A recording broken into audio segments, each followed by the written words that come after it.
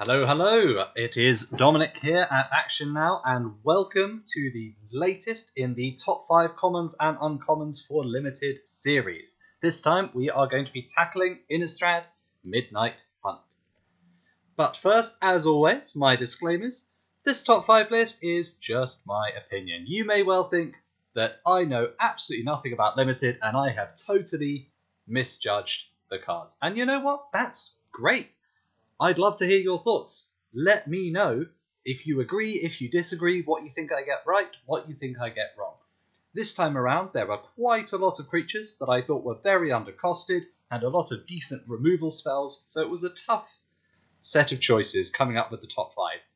And as usual, we are only going to be judging commons and uncommons.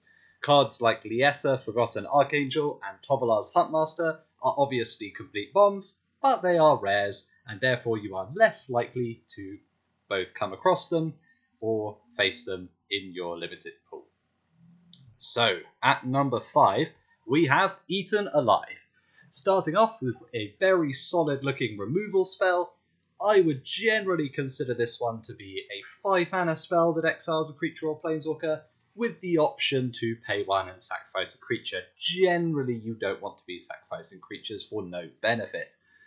This spell is very, very similar to Spark Harvest from War of the Spark, actually even better since it exiles, which is particularly relevant in this set to avoid your opponent's disturb cards and other ways of interacting with the graveyard.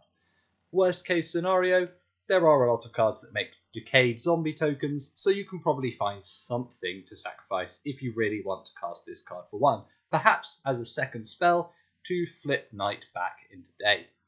The only downside of this card would be that it's sorcery speed, but realistically, it would be a little bit too strong at common if it was an instant. And coming in at number 4, we have Diagraph Horde, also known as the Mini Grave Titan. Let's have a look. For 5 mana, you get a 3/4 zombie, 2 2/2 decayed zombie tokens, and you get to exile 2 cards from graveyards. That's a lot of value in just a common. You might say that the decayed zombie tokens aren't very useful for blocking and they only attack once, but look for ways of utilizing 3 bodies instead of just attacking. There are a few cards in the set that give you benefits to tapping lots of creatures, or cards that care about the number of zombies you control. The Graveyard Hate is obviously very, very relevant against both Disturb and Flashback. Often you'll find this counteracts 2 cards from your opponent, as well as giving you 7 power spread across 3 bodies, which, if your opponent is on the ropes, is likely to finish them off. The only downside, if you are behind and you really need some blockers, then you're paying 5 mana for a 3/4, since your decayed zombie tokens can't actually block, which is maybe not the best. Coming in at number 3, we have Geistwave.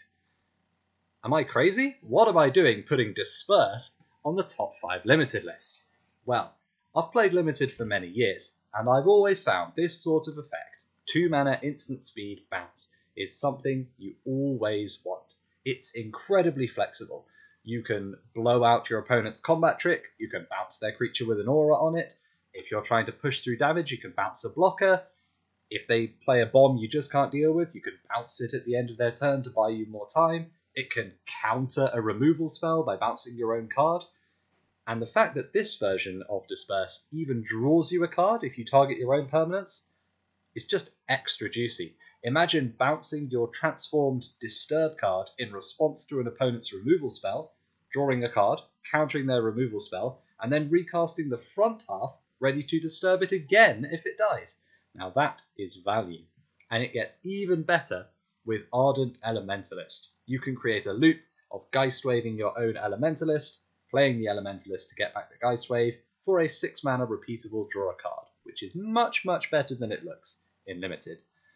I guess the only downside would be, if you have to bounce something of your opponent's, it is just Disperse, but it's a lot better than it looks. Coming in at number 2, we have Hound, Tamer, and Untamed Pup. This is ridiculous, in my opinion. You spend 3 mana, you get a 3/3 trample, that's already pretty decent. And sometimes it's a 4/4 trample that also gives some of your other creatures trample.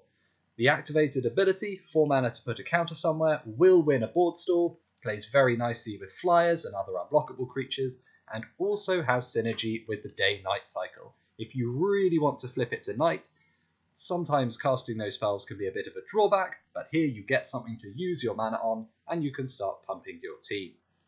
I guess the only con would be that it's a green card, not a blue card. Honourable mentions this time, there were quite a lot. Infernal Grasp is one that springs to mind as just an excellent removal spell. It's not particularly spicy or interesting, just 2 mana, instant speed, destroy a creature. It can deal with both early aggression from your opponent and can answer their huge flying bomb. It is a little bit less good than it would be in other sets, as there is a lot of disturb and graveyard interactions, so not exiling is a bit of a drawback, and unlike Constructed, losing 2 life to your removal spell can actually come with a cost in Limited, especially if you are just using it to remove a bog standard 2/3. And my second honourable mention would be Rise of the Ants, aka How to Beat Removal for Dummies.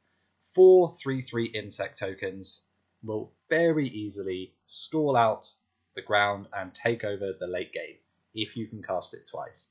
2 life is just a nice bonus. It also plays very, very nicely with itself.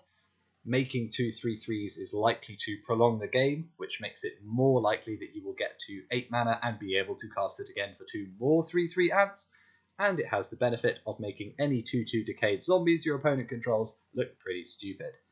The only downside, it's not really a card you want too many of in your deck, and you really don't want to draw this in your opening hand, as it's not particularly quick. And at the number 1 slot for Innistrad Midnight Hunt, we have Firmament Sage. I've said it before and I'll say it again. Value and card draw wins games of Sealed. Let's take a look at this card. For 3 mana, you get a 2/3 that makes it day if it wasn't already, starting the day-night cycle, and whenever day becomes night or night becomes day, you draw a card. This can very, very easily draw you 3, 4, 5 cards over the course of a game, easily drowning your opponent in value. If you make it night, you draw extra cards, which will make it even easier to cast 2 spells, flip it back to day to draw an extra card. And even if you're having to pass through your turn, skipping your turn to make it night and draw a card, if you are playing enough instants, you can then cast them in your opponent's turn and get the card advantage without losing out too much on tempo. And all of this is not even counting the fact that your opponent might also accidentally end up switching it from day to night, also drawing you a card.